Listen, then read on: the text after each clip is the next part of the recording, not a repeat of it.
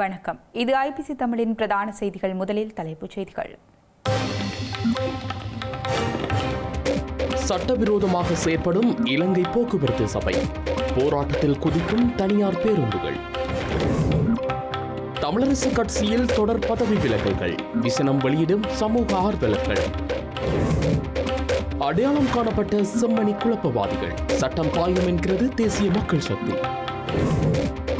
யாழில் ஆசிரியரிடம் கைவரிசையை காட்டிய போதைப்பொருள் கும்பல், சந்தேக நபர் அதிரடியாக கைது. இந்தியாவுடன் வர்த்தக ஒப்பந்தம், அமெரிக்க ஜனாதிபதி ட்ரம்ப் தெரிவிப்பு. இனி விரிவான செய்திகள். இலங்கை போக்குவரத்து சபையின் வடக்கு மாகாண சாலைகளில் நடைபெறும் சட்டவிரோத அத்துமீறிய செயற்பாடுகளை கண்டித்து எதிர்வரும் செவ்வாயன்று வடக்கு மாகாணம் தழுவிய சேவை முடக்கல் போராட்டம் ஒன்றை முன்னெடுக்கவுள்ளதாக வடக்கு மாகாண தனியார் போக்குவரத்து சேவை சங்கத்தின் தலைவர் தெரிவித்துள்ளார். இலங்கை போக்குவரத்து சபையின் யாழ்ப்பாணம் மத்திய பேருந்து நிலையத்தில் இன்று காலை நடைபெற்ற கால அட்டவணைக்கு முரணான சேவை ஒன்றால் ஏற்பட்ட முரண்பாட்டை அடுத்து யாழ் மத்திய பேருந்து நிலையத்தில் தனியார் மற்றும் ஈப்போசா தரப்பினரிடையே குழப்ப நிலை ஒன்று ஏற்பட்டது. இதையடுத்து சில நிமிடங்கள் வாகன நெரிசல் ஏற்பட்டதை அடுத்து காவல்துறையினர் வரவழைக்கப்பட்டு நிலைமை சுமூகமாக்கப்பட்டது. இந்த நிலையில் இலங்கை போக்குவரத்து சபையின் வடக்கு மாகாண சாலைகளில் நடைபெறும் சட்டவிரோத அத்துமீறிய செயற்பாடுகளை கண்டித்தும் அவ்வாறான செயற்பாடுகளை நிறுத்தி தனியார் பேருந்துகளின் பாதுகாப்பான சேவையை உறுதி செய்வதற்காகவும் எதிர்வரும் 1ஆம் தேதியன்று வடக்கு மாகாணம் தழுவிய ரீதியில் முழுமையான சேவை முடக்கல் போராட்டம் ஒன்றை தாம் முன்னெடுக்க உள்ளதாக தனியார் பேருந்துகள் சங்கத்தினர் தெரிவித்துள்ளனர். யாழ்ப்பாணத்திலிருந்து போகிற வவுனியா பஸ்களும் கிளிநொச்சி மாவட்டத்திலிருந்து போகிற வவுனியா பஸ்களுக்கும் தாக்கி முட்டுப்பட்டு அடிபாடு வரக்கூடிய சூழ்நிலையை இவர் உருவாக்கியிருக்கிறார். இதால் மக்களுக்கு ஒரு சிறந்த பாதுகாப்பான சேவைகளை வழங்க முடியாமல் இருக்கிறது. இது நாங்கள் கௌரவ ஆளுநரிடம் கூறியிருந்தோம். அதே நேரம் போலீஸில் என்ட்ரி போட்டிருக்கின்றோம். அதே நேரம் எங்களுடைய வீதி பேணியல் அதிகார சபைக்கு நாங்கள் எழுத்து மூலமாக கொடுத்திருந்தோம். எழுத்து மூலமாக கொடுத்த அதிகார சபையினால் வழங்கப்பட்ட நேர அட்டவணையை மிஞ்சி நீங்கள் ஓடையிலா என்று சொல்லி ஒரு அறிவித்தலை கொடுத்திருந்தோம். அதிகார சபையால் கொடுத்திருக்குது. போலீஸ் என்ட்ரி போட்டிருக்குது. கவர்னரை சொல்லியிருக்கிறார். ஒன்றையும் கேட்காம அடாவடித்தனமாக கிளிநொச்சி சாலைக்குரிய டிப்போ மேனேஜரால் இந்த யாழ்ப்பாணத்தில் இருந்து வவுனியாவுக்கு ஒரு சேவையை புதுசாக போட்டிருக்கு. இதால் எங்களுடைய சேவைகள் பாதிக்கப்படுகின்றது. என்ட்ரியும் போட்டிருக்கிறோம். இது சம்பந்தமாக அவர் ஒரு தட்டை சொல்லியும் கேட்க ஒரு அடாவடித்தனமாக தான் நடந்து கொண்டிருக்கிறார். இதுக்கு உடனடியாக சம்பந்தப்பட்ட கௌரவ ஆளுநர் அவர்களும் எங்களுடைய போக்குவரத்து அதிகார சபையின் தலையிட்டு இந்த பிரச்சனைகளை உடனடியாக தீர்த்து வைக்குமாறும், மற்றது எங்களுடைய இணைந்த நேர அட்டவணை யாழ்ப்பாணத்தில் ஒரு பஸ் ஸ்டாண்ட் இருக்குது. அந்த பஸ் ஸ்டாண்டில் இதுவரைக்கும் 6 மாடு தான் படுத்து கொண்டிருக்கு. நாங்கள் எல்லாம் கேட்டு கலைச்சி போனோம். இப்படியே இலங்கை போக்குவரத்து சேவை எங்களோட போக்குவரத்தை நசுக்கி கொண்டிருந்தால் எங்களோட மக்களுக்கு ஒரு சிறந்த பாதுகாப்பான சேவையை வழங்க முடியாது. இப்படியான அத்துமீறிய சேவைகளை போட்டுக்கொண்டு வரதால விபத்துகள் எல்லாம் ரோட்டிலே கைகலப்புகள் வரக்கூடிய நிலைமையில உருவாக்குறது இந்த இலங்கை போக்குவரத்து சபை தான். முல்லைத்தீவு மாவட்ட நாடாளுமன்ற உறுப்பினர் துரைராசா ரவிகரன் கட்சியில் தான் வகித்த பதவியிலிருந்து விலகுவதாக அனுப்பப்பட்ட மின்னஞ்சலை தாம் இன்னும் ஏற்றுக்கொள்ளவில்லை என இலங்கை தமிழரசு கட்சியின் பதில் தலைவர் CVK சிவஞானம் தெரிவித்துள்ளார். இவ்வாறான பதவி விலகல்களால் கட்சிக்குள் நிலவும் முரண்பாடுகளை எடுத்துக்காட்டுவதாக சமூக ஆர்வலர்கள் கருத்து தெரிவித்து வருகின்றனர். முல்லைத்தீவு மாவட்ட பாராளுமன்ற உறுப்பினர் ரவிகரன் இலங்கை தமிழரசு கட்சியுடைய பதவியில் இருந்து விலகி இருப்பதாக செய்திகள் வெளியாகியிருந்தது. அதோட தலைவர் நிலையில் உங்களுக்கும் செயலாளருக்கும் கடிதம் அனுப்பியிருப்பதாக அவர் கட்சியிலிருந்து விலகல, கட்சி அதாவது மாவட்ட கிளை தலைவர் செயலாளர் நினைக்கிறேன் எல்லார் பதவியிலிருந்து விலகுவதாக எனக்கு ஒரு கடிதம் அனுப்பியிருக்கிறார். அதற்கு நான் அதில் ஒரு மறுமொழி தான் அனுப்பியிருக்கேன். அது ஏற்றுக்கொள்ளப்படையில்லை. அது மெயிலில் தான் வந்தது. சற்று பொறுமை காக்கவும் என்ற செய்தி என்னாலே அனுப்பப்பட்டிருக்கு. செம்மணி போராட்டத்தினை கிளிநொச்சியிலிருந்து வருகை தந்த சில தரப்பினரே குழப்புவதற்கு முயற்சித்ததாகவும் அவர்கள் அரசியல் லாபங்களை பெறுவதற்காகவே இவ்வாறான நடவடிக்கைகளை முன்னெடுத்ததாகவும் நாடாளுமன்ற உறுப்பினர் இளங்குமரன் தெரிவித்துள்ளார். கிளிநொச்சியில் ஊடகங்களுக்கு கருத்து தெரிவிக்கும் போதே அவர் இவ்வாறு குறிப்பிட்டுள்ளார். செம்மணியில் மக்களால் மேற்கொள்ளப்பட்ட போராட்டம் நியாயமானதும் அவர்களின் உரிமையை பெறுவதற்குமான போராட்டமாகவே காணப்பட்டதாக அவர் குறிப்பிட்டுள்ளார். இதனை குழப்பும் வகையில் கிளிநொச்சியிலிருந்து தனியார் பேருந்து ஒன்றில் அழைக்கப்பட்ட 10க்கு மேற்பட்ட விசமிகளாலேயே அங்கு பெரும் பதட்ட நிலையும் அச்ச நிலைமையும் தோற்றுவிக்கப்பட்டுள்ளது என அவர் தெரிவித்துள்ளார். அரசியல் லாபங்களை பெறுவதற்காகவே இவ்வாறான நடவடிக்கைகள் மேற்கொள்ளப்பட்டு வருவதாகவும் சுட்டிக்காட்டினார். கிளிநொச்சியில் சட்டவிரோதமாக காணியை கைப்பற்றுபவரும் மதுபான சாலை அனுமதி பெறுவதற்கு விண்ணப்பித்துவிட்டு இருப்பவரும் வட்டிக்கு பணம் கொடுப்பவர்களுமே செம்மணி பதட்ட நிலைக்கு காரணமானவர்கள் என அவர் சாடியுள்ளார். இவ்வாறானவர்களுக்கு எதிராக உரிய நடவடிக்கை மிக விரைவில் எடுக்கப்படும் எனவும் அவர் மேலும் தெரிவித்துள்ளார். பல்வேறு வகையான மக்கள் குழுக்களை ஒன்றிணைப்பதன் மூலம் தற்போதைய பொருளாதார சவால்கள் மற்றும் தேசிய நல்லிணக்க சவால்களை ஸ்ரீலங்கா ஜனாதிபதி சமாளிக்க முடியும் என தென்னாப்பிரிக்க குடியரசின் முன்னாள் ஜனாதிபதி தபோ பெக்கி நம்பிக்கை வெளியிட்டுள்ளார்.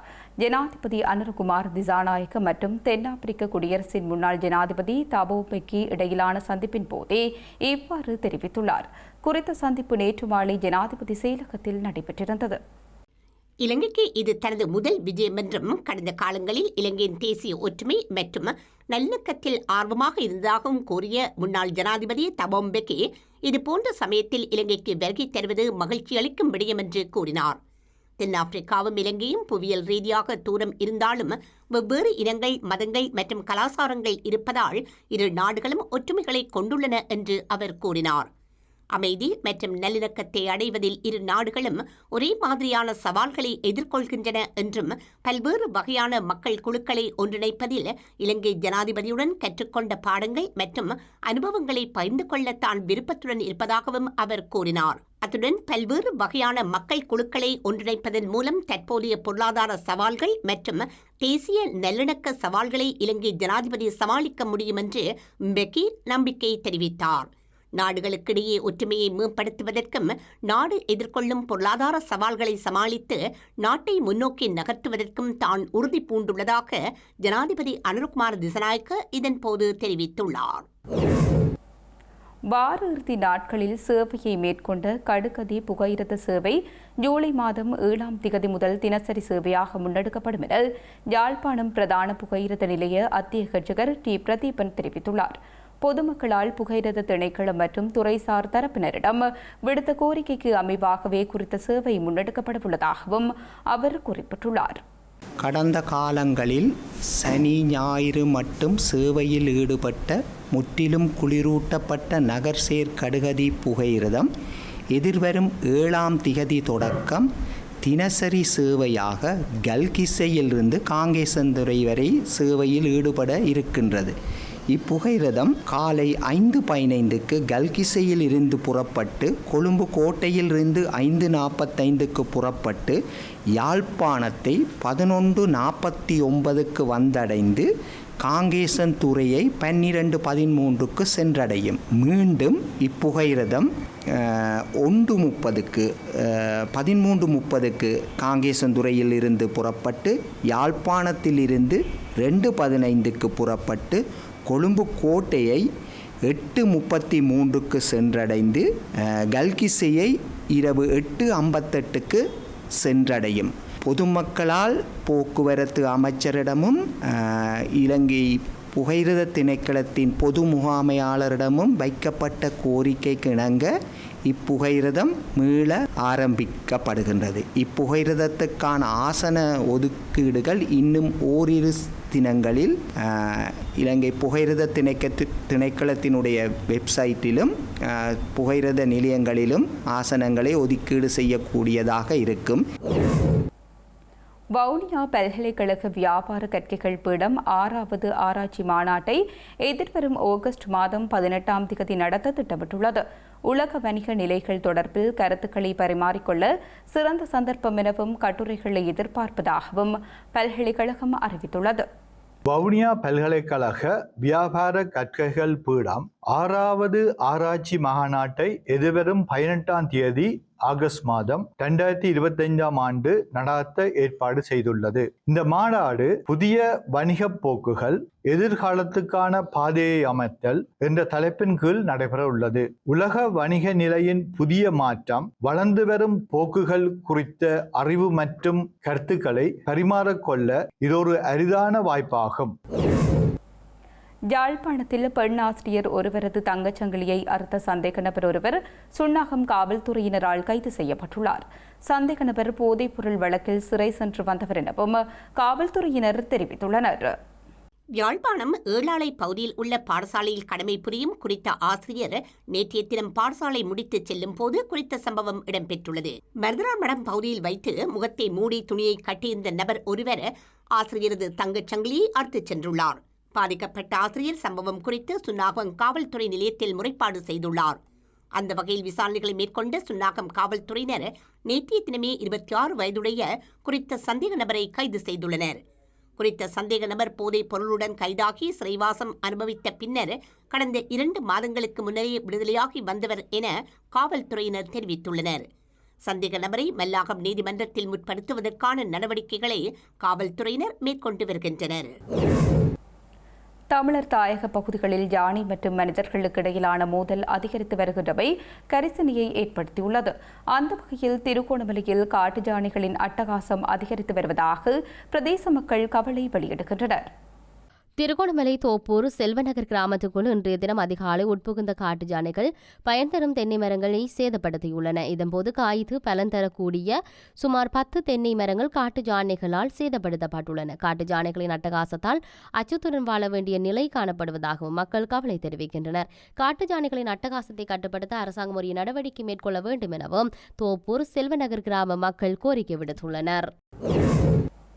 தமிழக வெற்றிக் கழகத்தின் மாநில செயற்குழு கூட்டம் கழக தலைவர் விஜய் தலைமையில் எதிர்வரும் மாதம் 4ஆம் திகதி சென்னை பனையூரில் உள்ள கழகத்தின் தலைமை நிலைய செயலகத்தில் நடைபெறவுள்ளதாக கழக பொதுச் செயலாளர் புஷி ஆனந்த் அறிவித்துள்ளார்.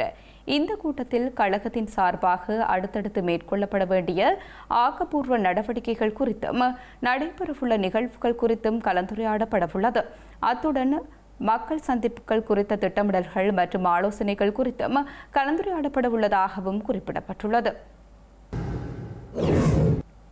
இந்தியாவுடன் விரைவில் மிகப்பெரிய வர்த்தக ஒப்பந்தத்தில் கைச்சாத்திட உள்ளதாக அமெரிக்க ஜனாதிபதி டொனால்ட் ட்ரம்ப் தெரிவித்துள்ளார். சீனாவுடன் சமீபத்தில் ஒரு ஒப்பந்தம் கையெழுத்தானதை நினைவுகூர்ந்து அடுத்த பெரிய ஒப்பந்தம் இந்தியாவுடன் இருக்கலாம் என்று தெரிவித்துள்ளார். எல்லோரும் தங்களுடன் ஒரு ஒப்பந்தம் செய்ய விரும்புகின்றார்கள் எனவும் அவர் குறிப்பிட்டுள்ளார். விரைவில் இந்தியாவுடன் ஒரு ஒப்பந்தம் வரப்போகின்றது எனவும் அது மிகப்பெரிய ஒப்பந்தம் என்றும் அவர் குறிப்பிட்டுள்ளார். சில வாரங்களுக்கு முன்பு டெல்லியில் இரு நாடுகளின் வர்த்தக பிரதிநிதிகளுக்கிடையேயான பேச்சுவார்த்தைகள் இடம்பெற்றுள்ளன. 2030ஆம் ஆண்டுக்குள் இரு நாடுகளுக்கும் இடையிலான வர்த்தகத்தை தற்போதைய $190 பில்லியன் இருந்து $500 பில்லியன் அதிகரிப்பதே இந்த பேச்சுவார்த்தைகளின் முக்கிய நோக்கம் என்றும் தெரிவிக்கப்படுகின்றது. செய்திகளின் நிறைவாக மீண்டும் தலைப்புச் செய்திகள். சட்டவிரோதமாக செயற்படும் இலங்கை போக்குவரத்து சபை போராட்டத்தில் குதிக்கும் தனியார் பேருந்துகள். தமிழரசு கட்சியில் தொடர் பதவி விலகல்கள், விசனம் வெளியிடும் சமூக ஆர்வலர்கள். அடையாளம் காணப்பட்ட செம்மணி குழப்பவாதிகள், சட்டம் பாயும் என்கிறது தேசிய மக்கள் சக்தி. யாழில் ஆசிரியரிடம் கைவரிசையை காட்டிய போதைப்பொருள் கும்பல், சந்தேக நபர் அதிரடியாக கைது. இந்தியாவுடன் வர்த்தக ஒப்பந்தம், அமெரிக்க ஜனாதிபதி ட்ரம்ப் தெரிவிப்பு. இத்துடன் ஐபிசி தமிழின் பிரதான செய்திகள் நிறைவு பெற்றன. உடனுக்குடன் செய்திகளை அறிந்து கொள்ள ibctamil.com என்ற நமது இணையதளத்தை பார்வையிடுங்கள். வணக்கம்.